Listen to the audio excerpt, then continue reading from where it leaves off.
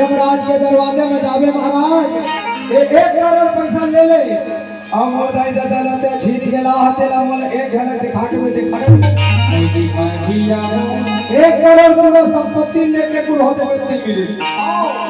संसार में एक बार माता पिता मिले तुम्हारा अवो दाई दादा पाहू के बेटा नहीं पाए जा सकते।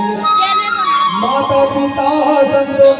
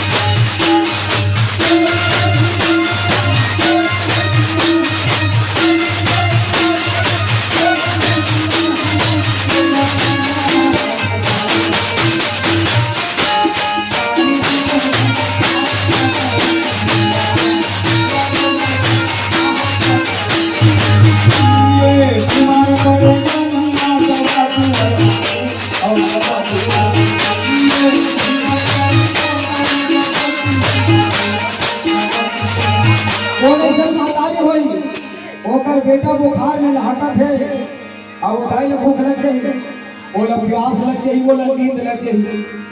जब तक अपन बेटी बेटल बने बने खेला खाओ नहीं देंगे तब तक वो महतारी न भूख नहीं लगे न प्यास नहीं लगे न नींद नहीं लगे। बीमार पड़े मम्मिया दवा दुआल मांगे और खाना पीना अपन नींद खाना अपन 10 महीना लगाई 10 महीना लगाई